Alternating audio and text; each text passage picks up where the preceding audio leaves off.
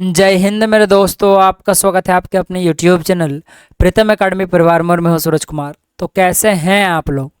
I hope कि आप लोग अच्छे होंगे, साथ ही साथ स्वस्थ होंगे।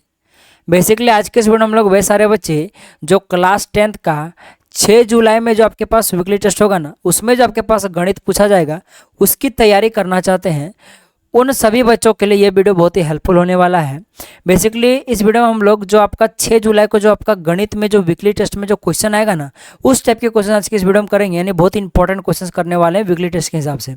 ये बेसिकली मेरा तीसरा नंबर का वीडियो है। इससे पहले मैंने 2 वीडियो और बनाया हुआ है, वीडियो नंबर 1 और वीडियो नंबर 2। अगर आप लोगों ने नहीं देखा है तो देख लीजिएगा, क्योंकि इस वीडियो को मिलाकर आपका 3 वीडियो होगा और मैं 3 ही वीडियो आपको बना के दूंगा। और इन तीनों वीडियो में मैंने आपको अलग अलग टाइप का क्वेश्चन करा के दिया हुआ है। तीनों वीडियो में अलग अलग टाइप का, एक भी क्वेश्चन रिपीट नहीं मिलेगा आपको। यानी कि अगर आप लोगों ने एक भी वीडियो छोड़ा तो आप ही का लॉस है। तो अगर उन वीडियो को नहीं देखा है तो देख लीजिएगा, ठीक है ना। इन्हीं टाइप के क्वेश्चन आपको एग्जाम में देखने को मिलेगा, जिस टाइप का मैंने इन तीनों वीडियो में बताया होगा, ठीक है। तो चलिए स्टार्ट करते हैं। तो देखिए, जो सबसे पहला प्रश्न आपके पास है, लिखा हुआ है कि √5 किस प्रकार की संख्या है। तो √5 की अगर मैं बात करूं तो इसका अगर रूट निकालोगे तो पॉइंट में अटक जाएगा, ठीक है। तो ये क्या हो जाएगा, एक अपरिमेय संख्या हो जाएगा। तो इसीलिए आपके पास 3 नंबर का ऑप्शन कट हो जाएगा। अब इससे रिलेटेड कुछ क्वेश्चन नीचे, पहले इसको कर लेते हैं। लिखा हुआ है कि 7√5 क्या है। अभी हम लोग ने देखा कि √5 क्या एक अपरिमेय संख्या है, ठीक है। तो उसके साथ अगर 7 गुणा में लग गया और आपको पता है कि 7 एक परिमेय संख्या है, तो क्या सर ये टोटल 7√5 क्या एक परिमेय संख्या हो जाएगा? जी नहीं। आप लोगों ने सुना होगा कि अगर बदमाश बच्चा के साथ कोई रहता है तो उसको भी बदमाश की गिनती में लिया जाता है। तो ये √5 क्या है, बदमाश है, ये अपरिमेय है। तो अपरिमेय संख्या के साथ भले परिमेय हो, उसको कोई मतलब नहीं, वो टोटल अपरिमेय संख्या ही हो जाता है। जैसे 0 के साथ रहोगे तो 0 बना देता है, उसी प्रकार से अपरिमेय संख्या के साथ रहोगे तो अपरिमेय बना देगा, इसलिए एक अपरिमेय संख्या होगा। एक मेरी बात याद रखिएगा, कोई भी अपरिमेय संख्या है, जैसे कि √5, √2, √11, √3, √11, ठीक है ना। √11 को ही 11 बोलते हैं, ठीक है ना। तो इस टाइप की अगर संख्या है और उसके साथ कोई भी परिमेय संख्या, कोई भी संख्या जोड़ के साथ या घटा के साथ या गुना के साथ या भागा के साथ अगर अटैच्ड हो, तो वो पूरी संख्या क्या हो जाएगी, एक अपरिमेय संख्या हो जाती है। याद रखिएगा बात, बशर्ते वो कटना नहीं चाहिए। जैसे मान लो ऊपर में √5 लिखा हुआ है और नीचे में 2√5 लिखा हुआ है, तो इसमें देखो तो √5 कट जाएगा, तो फाइनल आपके पास 1/2 आ जाएगा, तो ये एक परिमेय हो जाएगा। परंतु अगर कट नहीं रहा है, वो रूट वाली संख्या रह जा रही है, तो आपके साथ चाहे वो जोड़ के साथ कोई संख्या अटकी हो, मैंने रहे उसके साथ, या घटा के साथ रहे, चाहे गुना के साथ रहे, चाहे भाग के साथ रहे, वो टोटल अपरिमेय संख्या हो जाएगा, ठीक है। तो इसीलिए ये वाला क्या हो जाएगा, एक अपरिमेय संख्या हो जाएगा। 53 नंबर का क्वेश्चन। 54 नंबर के प्रश्न में, हाँ थोड़ा सा ये नंबरिंग में इधर उधर है, यहाँ 54 नंबर का प्रश्न सीधे आ गया हमारे पास। तो उस नंबर पर ध्यान मत दीजिएगा, क्वेश्चन के नंबर पर, क्वेश्चन पर ध्यान दीजिए कि क्वेश्चन क्या है, ठीक है। क्योंकि मैंने क्वेश्चन को यहाँ वहाँ से उठाया हुआ है, इसका आंसर नंबर इधर उधर हो सकता है। अच्छा, अपरिमेय संख्या के साथ देख लो 5 माइनस में, तो क्या एक परिमेय हो जाएगा? नहीं, ये भी एक अपरिमेय संख्या हो जाएगा। उसी प्रकार से देख सकते हो √3 के साथ 2 गुणा में है और ओवरऑल के साथ +5 है, ठीक है ना, यानी कि 5 जुड़ा हुआ है, तो ये भी क्या हो जाएगा, एक अपरिमेय संख्या हो जाएगा। उसी प्रकार से अगर नीचे आ जाए तो 1/√2 हो, चाहे √2√1 हो, यानी कि √2/1 हो, ये दोनों ही क्या हो जाएगी, अपरिमेय हो जाएगी, यानी कि 3 नंबर का ऑप्शन ही करेक्ट हो जाएगा। अब थोड़ा सा आगे आते हैं। देखो इस टाइप का भी प्रश्न आपको देखने को मिल सकता है। देखो यहाँ पे लिखा है कि 17/8 का दशमलव प्रसार होगा। तो याद रखिएगा 17/8 में जो अंश में आपके पास 17 और हर में कितना है, 8 है। तो हमको अंश से कुछ खास मतलब नहीं होता है, एक्चुअली मतलब हर से होता है, ठीक है। तो हर का क्या करो आप लोग, अभाज्य गुणनखंड करो। तो मैं हर का अभाज्य गुणनखंड करो तो ये देख लो, 2 से कटेगा 2 चौके 8, फिर 2 दूना 4, यानी आप लोग 8 को क्या लिख सकते हो, 2 का पावर में 3 लिख सकते हो। और ये 17 का 17, क्योंकि 17 का अभाज्य गुणनखंड करोगे तो ये नहीं कटेगा, क्योंकि 17 क्या एक अभाज्य संख्या है। तो 17 को आप लोग सिर्फ 17 गुना 1 ही लिख सकते हो, तो मैं 17 ही रहने देता हूँ, कोई दिक्कत नहीं है। तो याद रखेगा, अगर हर में अगर आपको 2 और 5 दिखे, भले 2 का पावर में कुछ भी हो सकता है, 10, 11, 12 कुछ भी हो सकता है, 5 के पावर में कुछ भी हो सकता है, कोई मतलब नहीं है, ठीक है। 2 और 5 दिखे, या सिर्फ अकेला 2 दिखे, या सिर्फ अकेला 5 दिखे, हाँ फिर से बोल रहा हूँ, 2 का पावर में कुछ भी हो सकता है, 5 का पावर में कुछ भी हो सकता है, ठीक है। तो या तो 2 दिखे, या 5 दिखे, ये दोनों अकेला अकेला दिखे, या तो फिर दोनों साथ में दिखे, 2 और 5। अगर सिर्फ यही सब दिख रहा है तो उसका जो दशमलव प्रसार होगा, उस भिन्न का जो दशमलव प्रसार होगा वो क्या शांत होगा। तो यहाँ देख सकते हो 17/8 में अगर 8 का अगर निकालोगे तो ये 2 का पावर में 3 आएगा और ऊपर में 17 है। तो हर में क्या है, सिर्फ 2 है, तो ये क्या हो जाएगा, शांत हो जाएगा, 1 नंबर का ऑप्शन करेक्ट हो जाएगा, ठीक है। इसी प्रकार से अगर नीचे आ जाता है तो देख सकते हो यहाँ पे लिखा है 6/15। आप लोग 6 को लिख सकते हो 2 गुना में 3, कोई दिक्कत नहीं है। और आप लोग 15 को 5 गुना में 3 लिख सकते हो, ठीक है। अब आप बोलोगे सर अभी आप लोगों ने बोला कि हर में 2 और सिर्फ 5 होना चाहिए, यहाँ तो 3 भी है, तो ये तो गजबज हो गया। परंतु भाई साहब देखो, ये 3 और 3 अभी ऊपर वाला कट जाएगा, ऊपर वाला नीचे वाला, तो फाइनली क्या बचेगा, 2/5 बचेगा। अब देखो एक्चुअली काट छाट के देखिएगा, ठीक है, कि फाइनली लास्ट में हर में क्या 2 और 5 है, अगर नहीं है तो वो क्या हो जाएगा, अशांत हो जाएगा, ठीक है, याद रखिएगा बात। और अशांत में भी क्या हो जाएगा, अशांत आवर्ती हो जाएगा। अगर हर में अगर 2 और 5 के अलावा कुछ भी हो, चाहे आपके पास 3 हो या फिर आपके पास 7 हो या 11 हो, कुछ भी हो, 2 और 5 को छोड़ने के बाद तो वो क्या हो जाएगा, अशांत हो जाएगा। और अशांत में कैसा होगा, अशांत आवर्ती हो जाएगा। और अगर सिर्फ 2 और 5 है काट छाट करने के बाद, तो याद रखिएगा वो शांत हो जाएगा। यानी कि इसमें देख सकते हो काटने छाटने के बाद सिर्फ 2/5 बचा, जो कि 5 है हर में, तो एक हो जाएगा, शांत हो जाएगा, ठीक है। अब नीचे वाला क्वेश्चन आ जाओ, तो पता है आपको 23 तो ये कटेगा नहीं, क्योंकि बस अब इसका खंड नहीं होगा, क्योंकि एक अभाज्य संख्या है। तो यहाँ देख सकते हो हर में क्या है कि 2 और 5, यानी कि क्या हो जाएगा, शांत हो जाएगा। नीचे अगर आओगे तो देख सकते हो यहाँ पे 2 और 5 और 7 है। और आपको पता है कि 129 होता है, इसको ये सिर्फ 3 से कटता है, 3 4 12 हो जाएगा, ठीक है। और 3 4 12 होने के बाद आपके पास यहाँ 3 हो जाएगा, 3 3 यानी कि आप लोग 129 को 3 इंटू में 43 लिख सकते हो। और नीचे में आपके पास 2 का पावर में 2 गुना में 5 के पावर में 7 गुना में 7 के पावर में 5 लिखो। तो आप लोग कुछ भी करो, देखोगे आपके पास कि 7 का पावर में 5 यहाँ एक्स्ट्रा, यानी कि 7 एक्स्ट्रा है। 7 एक्स्ट्रा यानी कि क्या हो जाएगा, अशांत। अशांत तो होगा, लेकिन अशांत में क्या हो जाएगा, अशांत आवर्ती हो जाएगा, यानी कि 2 नंबर का ऑप्शन कट हो जाएगा। फिर से बता रहा हूँ, हर में 2 और 5 के अलावा कुछ भी है तो वो अशांत आवर्ती हो जाएगा। और अगर सिर्फ 2 और 5 है, चाहे 2 अकेला हो चाहे 5 अकेला या फिर दोनों ही हो, तो क्या हो जाएगा, वो शांत हो जाएगा, ठीक है। अब चलो नीचे आते हैं कुछ क्वेश्चंस पर। देखो इस प्रश्न पर आते हैं। यहाँ पे देखो आपके पास 2 संख्याओं का यानी 6 और 20 का एचसीएफ 2 दिया गया है। एचसीएफ आपके पास दे दिया गया, कितना दे दिया गया, 2। और आपके पास एलसीएम पूछा है, और आपके पास 2 संख्या दी हुई है। तो मैंने एक फॉर्मूला पढ़ा है, तो याद करो इससे इससे पहला वीडियो में, कि एचसीएफ और जो एलसीएम होता है 2 संख्या का, इनका गुणनफल हमेशा दोनों संख्याओं के गुणनफल के बराबर होता है, ठीक है। यहाँ पे ए क्या है, 6 है, और बी क्या है, 20 है। तो बस पुट कर दो, तो एचसीएफ का मान 2 हो जाएगा, इंटू में एलसीएम हो जाएगा, बराबर में क्या हो जाएगा, ए का वैल्यू कितना है, 6 है, गुना में बी का वैल्यू कितना है, 20 है। तो हमको एलसीएम चाहिए, तो एलसीएम करें तो 2 को उधर भागा में, तो भागा में आ जाएगा, तो 2 3 6, यानी कि लास्टली देख सकते हो एलसीएम बराबर कितना निकल कर आया, 60 निकल कर आया, जो कि ऑप्शन नंबर आपके पास 3 में दिख रहा है, ये करेक्ट हो जाएगा। अच्छा, इसको याद रखिएगा, कभी भी 2 अभाज्य संख्या हो, उसका अगर महत्तम समावर्तक पूछे तो क्या होता है, 1 होता है। क्योंकि 2 अभाज्य संख्या का कोई भी कॉमन चीज आता ही नहीं है, तो कैसे एचसीएफ निकलेगा, सीधा सीधी बात है, कॉमन हमेशा एक ही आता है। तो इसका आंसर इसको क्या होगा, महत्तम समावर्तक 1 होगा। और कभी भी 2 अभाज्य संख्या जो होगी वो हमेशा सहभाज्य होता है। सहभाज्य करने मतलब उनका एचसीएफ 1 होता है, ठीक है ना। तो ए और बी क्या हो जाएगा, अगर अभाज्य संख्या तो वो सहभाज्य हो जाएगा, और सहभाज्य होने के कारण उनका एचसीएफ 1 हो जाएगा, ठीक है ना। और इसी तरह से याद रखिएगा, अगर ए और बी अगर अभाज्य संख्या है, तो उन दोनों का जो एलसीएम होगा ये आपस में गुना हो जाएगा। ए और बी को गुना करने पर आता है। जैसे 6 और 7 देख लो, ये दोनों क्या है, अभाज्य संख्या है। तो अगर इनका एलसीएम निकालने में बोलूँ तो आप लोग क्या करोगे, इनको गुना कर दोगे, कितना हो जाएगा, 7 को 42 आ जाएगा। यानी आपने क्या किया, 6 और 7 को गुना कर दिया। उसी प्रकार से ए और बी को भी गुना करने पर एलसीएम आता है, यानी कि 4 नंबर का ऑप्शन करेक्ट हो जाएगा। ये दोनों चीजें याद रखिएगा, ठीक है। अच्छा, पाई है, पाई क्या एक अपरिमेय संख्या है, परंतु जो पाई का वैल्यू जो 22/7 होता है ना, ये एक परिमेय संख्या, याद रखिएगा बात। अच्छा, एक कौन सी संख्या है, एक जो होता है ना ही ये अभाज्य संख्या है, ना ही भाज्य संख्या है, ना ही सहभाज्य है। सहभाज्य कब होता है, जब 2 संख्या का एचसीएफ 1 हो, 2 संख्या होनी चाहिए, परंतु सिर्फ यहाँ 1 बोला है, तो यानी कि ये सहभाज्य नहीं होगा, क्योंकि यहाँ पे एक ही संख्या है, ठीक है ना। तो सहभाज्य तो होगा नहीं, इसलिए इनमें से कोई नहीं, ये करेक्ट हो जाएगा। अच्छा, नीचे आते हैं। देखो इस टाइप के क्वेश्चन में कुछ नहीं करना होता है। देखिए कि ये जो ग्राफ है, ये जो ग्राफ है आपके पास, ये ग्राफ एक्स एक्सिस में कहाँ कहाँ काटा है, बस वही आंसर होगा, उतना ही आंसर होगा। देखो तो ये एक्स एक्सिस है, इसमें ये जो ग्राफ है आपके पास, ये यहाँ पे काटा है और यहाँ पे काटा और यहाँ पे काटा, 3 जगह काटे, चलिए इसका आंसर 3 हो जाएगा। अब आप लोग इसका आंसर बताओ।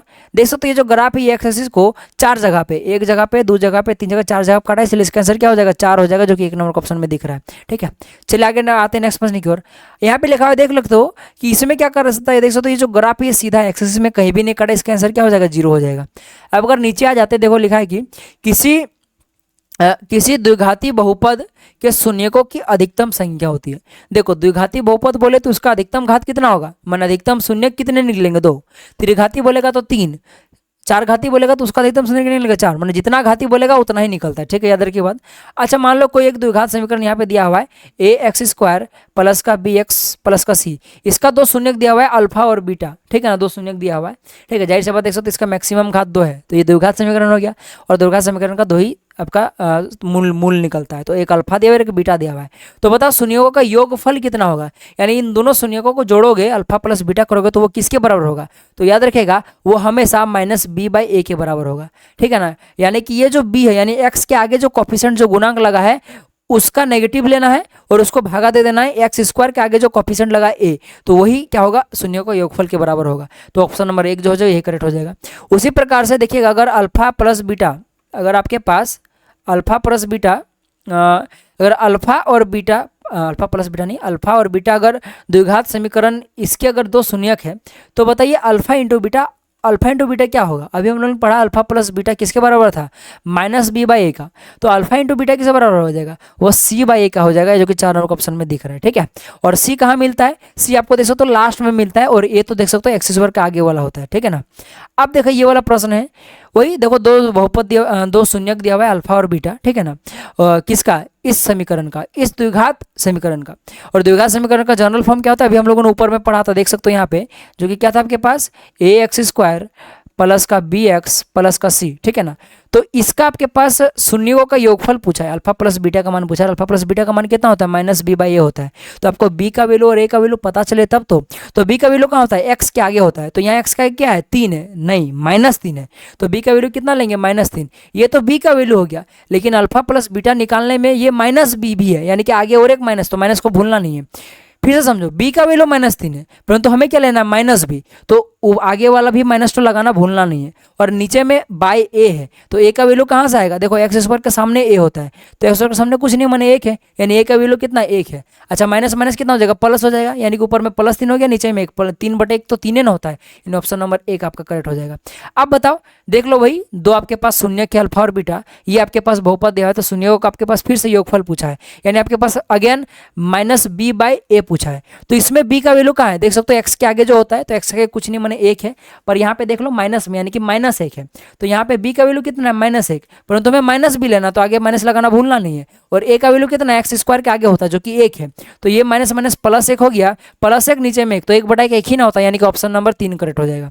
अब वापस आते हैं, लिखा है कि यदि अल्फा और बीटा द्विघात बहुपद इतने के शून्यक है, तो अल्फा इंटू बीटा, अब आपको अल्फा इंटू बीटा निकालना, अल्फा इंटू बीटा क्या होता है, सी बाई ए होता है। तो आपको पता है ये जो समीकरण है आपके पास, ये जो आपके पास द्विघात समीकरण दिया हुआ है, इसमें ए एक्स स्क्वायर प्लस का बी एक्स प्लस सी के फॉर्म का होता है। तो देख सकते हो सी का वैल्यू कितना है, 3 है, तो बस यहाँ पे 3 रख दो। ए का वैल्यू कितना है, देख सकते हो ए का वैल्यू यहाँ पे मिलता है, जो कि एक्स के आगे कुछ नहीं माने 1 है, यानी कि 1 है, यानी कि इसका वैल्यू कितना आ जाएगा, 3/1 का मतलब 3 ना होता है, यानी कि इसका भी आंसर क्या आ जाएगा, 3, जो कि 1 नंबर ऑप्शन में दिख रहा है, ठीक है।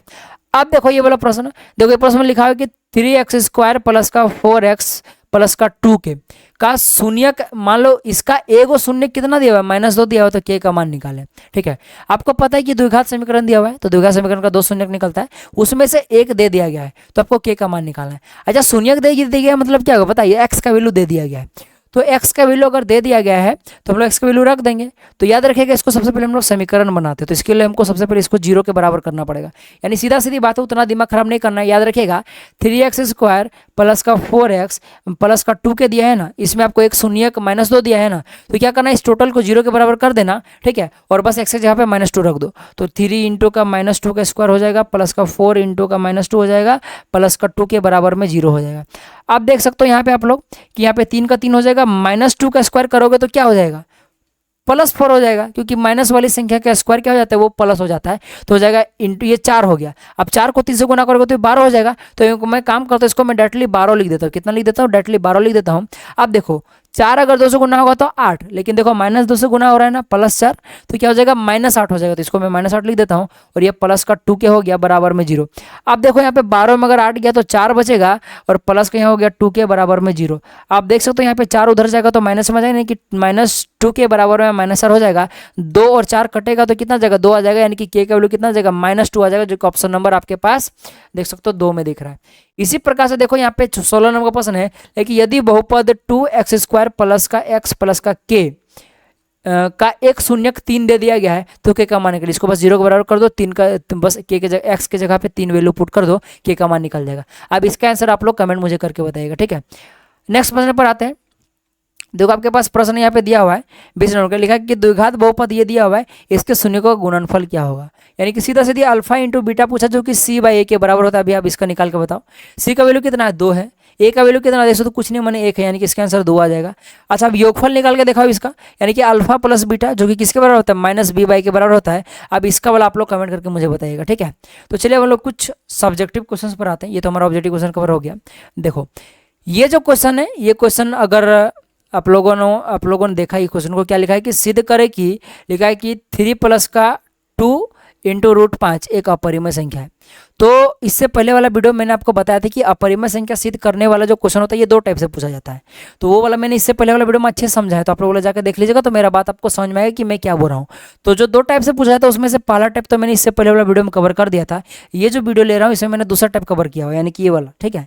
तो वाला वीडियो जरूर देखिए, अगर नहीं देखे तो ठीक है, जो देखें तो उनको तो समझ में आ गया होगा, ठीक है। और मेरा वीडियो थोड़ा सा स्पीड करके देखिएगा, 2 इंटू का स्पीड में देखिएगा तो जल्दी पार हो जाएगा, ठीक है, क्योंकि मैं डिटेल से बताता इसलिए समय ज़्यादा लेता हूँ, ठीक है। तो इस टाइप के क्वेश्चन में याद करो मैंने क्या बोला था कि जो चीज़ें हैं उसका उल्टा माना जाता है। आपको यहाँ पे 3 प्लस का 2 रूट 5 को अपरिमेय मानना है, अपरिमेय सिद्ध करना है ना, तो इसको पहले परिमेय मानो। तो वही चीज़ लिखेंगे कि माना जो 3 प्लस का 2 रूट 5 एक क्या है, एक परिमेय क्या है, संख्या है, परिमेय संख्या। आप लोग संख्या पूरा लिखेगा, मैंने छोटा लिखा हुआ है, शॉर्ट में लिखा हुआ है। तो इसीलिए जाहिर सी बात है 3 प्लस का 2 रूट 5 जो होगा ये पी बटा क्यू के रूप में होगा। और पी बटा क्यू क्या है यहाँ पे, जाहिर सी बात है पी और क्यू क्या है, दोनों आपस में पूर्णांक है। पी और क्यू क्या है, दोनों पी और क्यू क्या है, पूर्णांक है। साथ ही सबको पता है कि पी और क्यू पूर्णांक है तो Q equal to not zero होता है, ये लिखना बहुत ही कंपलसरी है, ठीक है। अब क्या करना है आपको, सुनो, इस टाइप का क्वेश्चन चाहे जैसे भी पूछे, चाहे 1/√2 पूछे, चाहे 6 प्लस का रूट 5 पूछ दे, या फिर पूछ दे कि बताओ 6 प्लस का 11√7 पूछ दे, ठीक है, या फिर 6 माइनस का √7 पूछ दे, यानी किसी भी तरह का संख्या पूछे जो रूट वाली संख्या होगी उसको रखने के बाद बाकी सबको आपको इधर भेज देना है, यानी कि जिधर पी बटा क्यू के बराबर क्यू उधर भेज देना है। तो यहाँ पे हमारे पास क्या है देख सकते हो, यहाँ पे जो हमारे पास है, थोड़ा मैं इसको पहले मिटा लूँ, ठीक है। जो हमारे पास यहाँ पे देख सकते हो क्या है कि 3 प्लस का 2 रूट 5 है, ठीक है। तो क्या करना आपको पता है, सिर्फ रूट 5 को रखना है, यानी कि रूट वाली संख्या जो अपरिमेय संख्या उसको रखना है, बाकी सबको उधर भेज देना है। सब केस में आपको वही करना है, ठीक है ना, सब कुछ सेम होता है, ठीक है। बस खाली आपको क्या करना है, रूट वाली संख्या रखना है, बाकी सबको उधर भेज देना है। तो चलो मैं क्या करता हूँ, सिर्फ रूट 5 को रखता हूँ, बाकी सबको उधर भेज देता हूँ। परंतु सबको भेजने से पहले आपको 3 को भेजना पड़ेगा, क्योंकि 3 प्लस में है, तो 3 को मैं उधर भेजूंगा तो इधर बचेगा 2 रूट 5 बराबर बचेगा पी बाय में क्यू माइनस का 3 बचेगा। अब देखो पी बाय में क्यू माइनस का 3 बचा, इसको अगर मैं सॉल्व करूँ तो नीचे में 1 आ जाएगा, तो यहाँ पे देखो एलसीएम कितना आ जाएगा, क्यू आ जाएगा, तो हो जाएगा पी माइनस का 3 क्यू हो जाएगा। तो मैं इस चीज़ को, यानी कि इसको मैं क्या डायरेक्टली p माइनस का 3 क्यू बाय में क्यू लिख सकता हूँ, जी हाँ लिख सकता हूँ, कोई दिक्कत नहीं है। तो वही चीज़ मैं डायरेक्टली यहाँ पे लिख देता हूँ अपनी, ठीक है, डायरेक्टली मैं लिख देता हूँ यहाँ पे कि जो आपके पास यहाँ पे जो आपके पास जो ये वाला संख्या है इसको मैं क्या लिख सकता हूँ, p माइनस का 3 क्यू बाय में क्यू लिख सकता हूँ।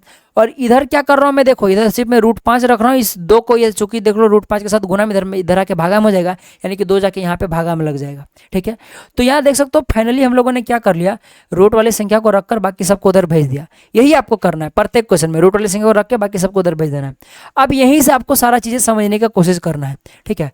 आपको पता है कि देख लो, चूंकि जो आपके पास पी और क्यू है, चूंकि जो आपके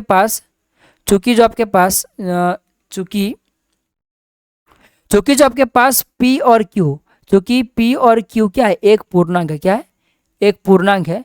P और Q एक पूर्णांक है, तो जाहिर सी बात है P क्या एक पूर्णांक है और Q क्या एक पूर्णांक है। तो Q को अगर किसी भी संख्या से गुना करोगे, माने कोई पूर्णांक को अगर किसी संख्या से गुना करोगे, Q क्या एक पूर्णांक है, तो पूर्णांक को पूर्णांक से किसी संख्या से गुना करोगे तो वो पूर्णांक ही आएगा। अब ये टोटल पूर्णांक हो गया, तो पूर्णांक अगर किसी पूर्णांक से, क्योंकि P क्या एक पूर्णांक है, तो इधर टोटल पूर्णांक हो गया, तो ये भी पूर्णांक है, तो पूर्णांक को घटाओगे तो ये भी तो पूर्णांक ही आएगा ना। यानी ओवरऑल जो ऊपर में क्या आएगा, टोटल क्या आएगा, टोटल मिलाकर, यानी कि P माइनस जो आपके पास P माइनस का 3 क्यू क्या है, एक पूर्णांक है। और नीचे भी देख सकते हो क्यू एक पूर्णांक है, तो पूर्णांक को 2 से गुना करोगे तो वो भी तो पूर्णांक ही आएगा ना। तो नीचे भी पूर्णांक आ गया, तो पूर्णांक को अगर भागा दे रहे हो आप लोग, तो जाहिर सी बात है कि ये क्या होगा, एक परिमेय संख्या होगा। तो इसलिए लिखेंगे कि पी क्यू एक पूर्णांक है, इसलिए P माइनस का 3 क्यू बाय में 2 क्यू क्या हो जाएगा, एक परिमेय संख्या हो जाएगा, परिमेय संख्या होगा। होगा कि नहीं, एकदम होगा। अब बताओ कि ये अगर एक परिमेय संख्या है और ये √5 के बराबर है, तो जाहिर सी बात है कि ये भी एक परिमेय संख्या होगा क्योंकि आपस में बराबर है। तो वही चीज़ हम लोग लिखेंगे, इसीलिए जो √5 होगा, √5 भी एक परिमेय संख्या होगा। अच्छा, अब आपसे एक चीज़ बताओ, रियलिटी में क्या √5 एक परिमेय संख्या होता है? नहीं ना होता है। तो वही चीज़ मैं अब यहाँ पे लिखने वाला हूँ कि देखो, वही चीज़ मैं यहाँ पे लिखने वाला हूँ, परंतु हम जानते हैं, जानते हैं कि √5 क्या है? एक अपरिमेय संख्या है। अच्छा, अब यहाँ से क्या समझ में आया कि देखो, जब हम लोगों ने 3 प्लस का 2√5 को जब परिमेय माना, तो आप लोग देख सकते हो कि इससे क्या पता चला कि जो आपके पास √5 है, जो √5 है वो क्या निकल कर आ गया? परिमेय। परंतु एक्चुअली हमें क्या पता है कि √5 क्या होता है? एक अपरिमेय संख्या होता है। तो इससे क्या समझ में आ रहा है कि जो हम लोगों ने माना वही गलत है, क्योंकि भाई साहब यहाँ पे पता चल रहा है कि √5 एक परिमेय संख्या, परंतु यहाँ देखो क्या पता चल रहा है कि परिमेय संख्या नहीं है, यानी अपरिमेय संख्या है। तो क्या एक चीज़, क्या दो चीज़ हो सकता है? नहीं ना। तो यानी कि हम लोगों ने जो माना है वही गलत है। तो वही चीज़ मैं यहाँ पे लिखने वाला हूँ, कि अतः हमारी कल्पना का विरोधाभास है, हमारी कल्पना का विरोधाभास है।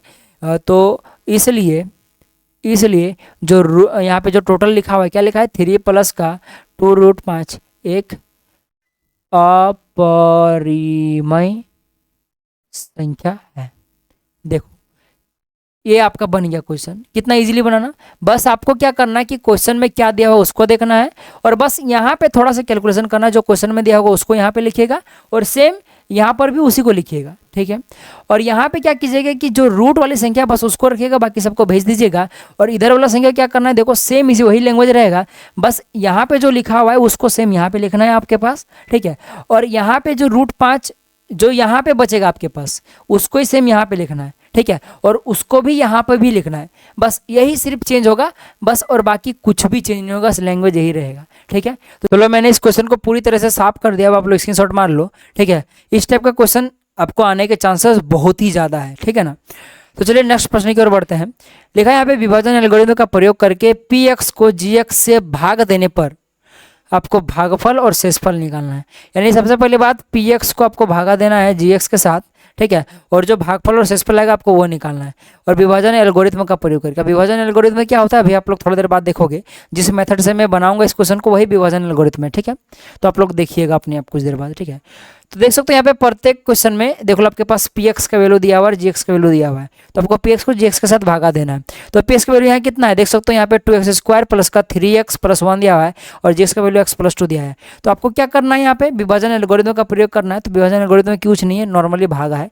जैसे 1 नंबर का क्वेश्चन हम लोग बनाते हैं, यहाँ पे लिखा है कि 2x² प्लस का 3x प्लस का 1, आपको इसको भागा देना है।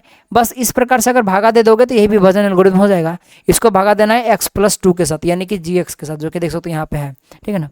तो अब समझो, आपको यहाँ पे x+2 में एक ऐसा संख्या गुना करना है ना, एक ऐसा संख्या गुना करना है जिसको गुना करने पर आपका जो पहले यहाँ पे जो है क्या है 2x², तो 2x² आपके पास आना चाहिए, ठीक है ना। तो आपको पता है कि अगर मैं यहाँ पे इस x+2 में, यानी कि भाजक में अगर मैं 2x को गुना कर दूँ, 2x गुना जब होगा तो ये 2x² बन जाएगा, ठीक है ना। और जब ये 2x इस 2 के साथ गुना होगा तो ये प्लस का 4x बन जाएगा। तो हमको इस बाद वाले से कोई मतलब नहीं, पहले वाले से मतलब है, क्योंकि यहाँ पे 2x है तो यहाँ भी आपके पास 2x होना चाहिए, ठीक है। एक्चुअली तो यहाँ जो होता है वो यहाँ पे होना चाहिए, ठीक है ना। तो वही चीज़ है यहाँ पे। तो मैं क्या करता हूँ, इसको डायरेक्टली अब मैं यहाँ पे क्या करता हूँ, डायरेक्टली लिख देता हूँ, ठीक है। डायरेक्टली मैं यहाँ पे जो आपके पास जो भागफल होगा उसको ऊपर में लिखाते हैं, जैसे कि नॉर्मल हम लोग यहाँ लिखते हैं ना, इसको हम लोग यहाँ पे लिखेंगे, ठीक है ना, ऊपर में लिखेंगे। तो ऊपर में यहाँ पे क्या लिख दूंगा मैं, 2x लिख दूंगा, तब ना ये गुना होगा x के साथ तो हो जाएगा 2x², ठीक। और हमको यहाँ पे ऊपर वाला ही नीचे में बनाना पड़ता है, इसीलिए हम लोग यहाँ पे 2x² लिखेंगे।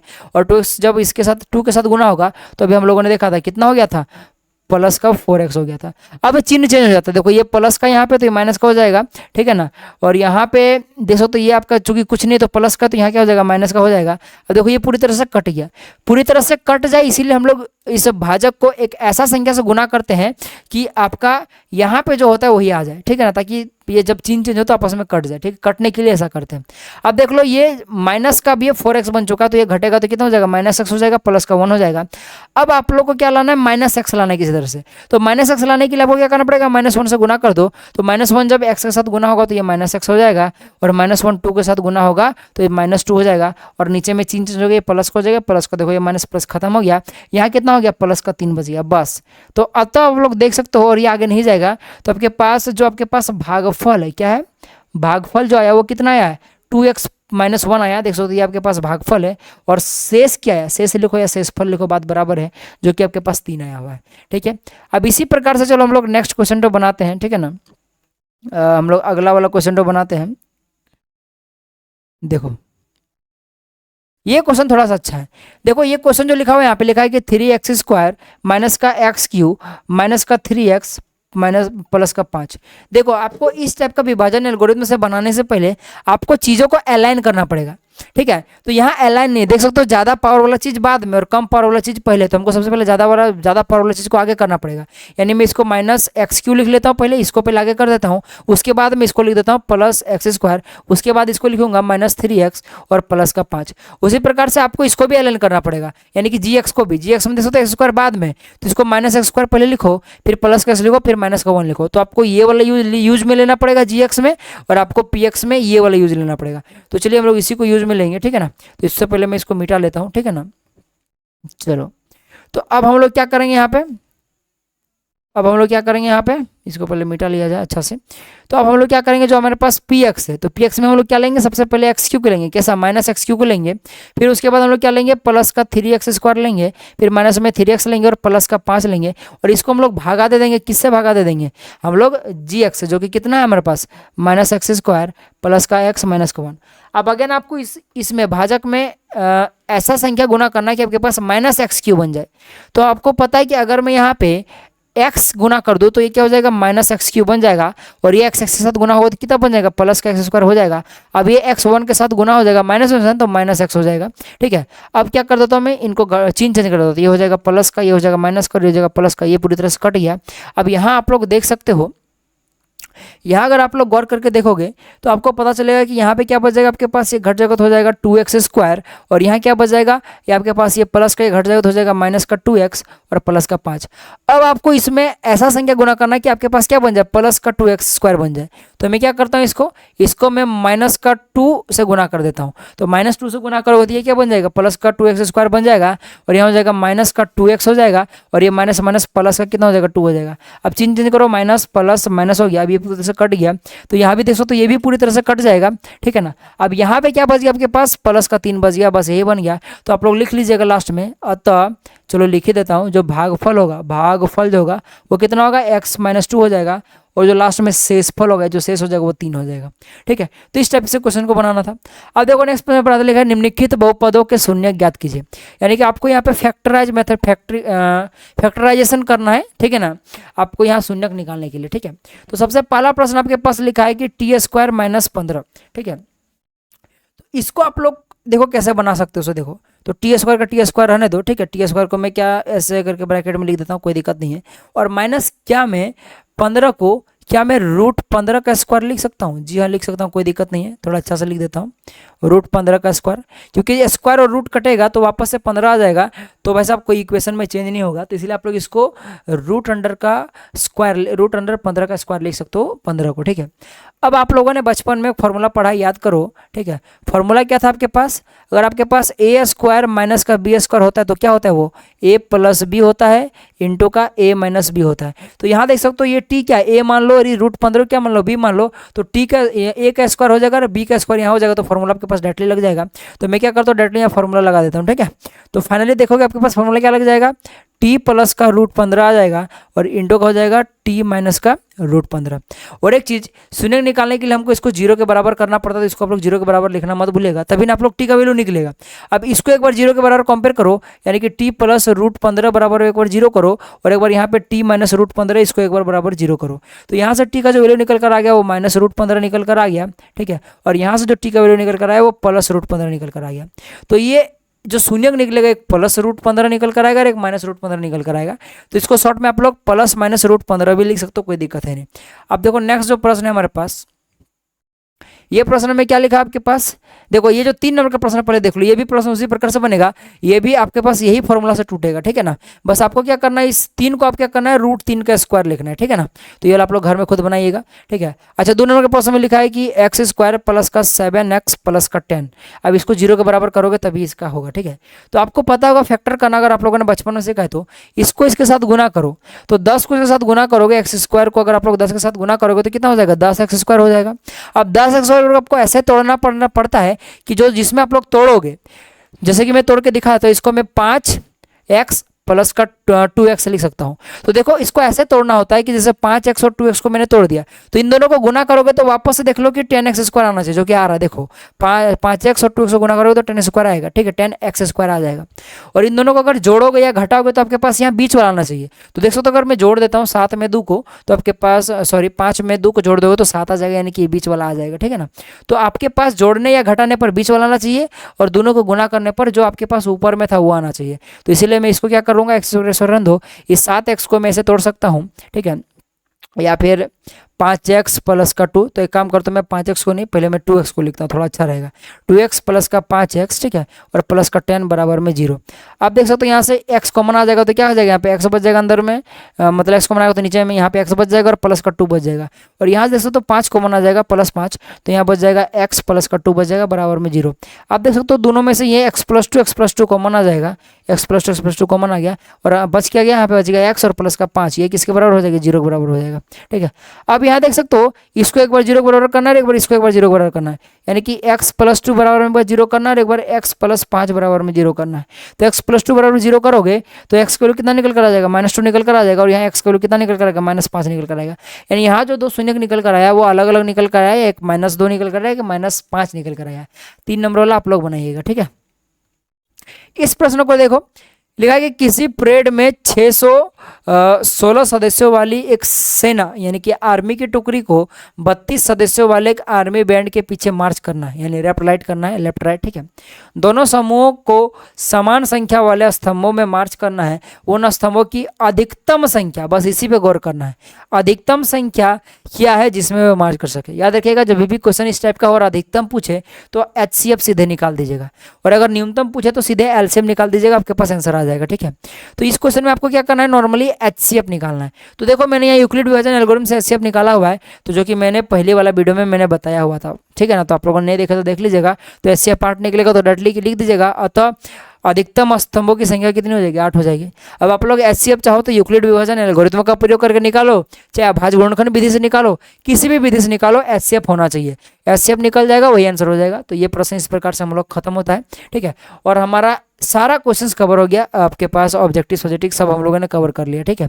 तो आई होप कि वीडियो अगर आपको पसंद आया होगा तो आप लोग चैनल को लाइक जरूर कीजिएगा, चैनल को बढ़ाओ, वीडियो को लाइक जरूर कीजिएगा, साथ चैनल को सब्सक्राइब जरूर कीजिएगा और अपने दोस्तों तक जरूर शेयर कीजिएगा, ठीक है। तो चलिए मिलेंगे अगले वीडियो में, तब तक के लिए जय हिंद, जय भारत और आपका दिन शुभ हो।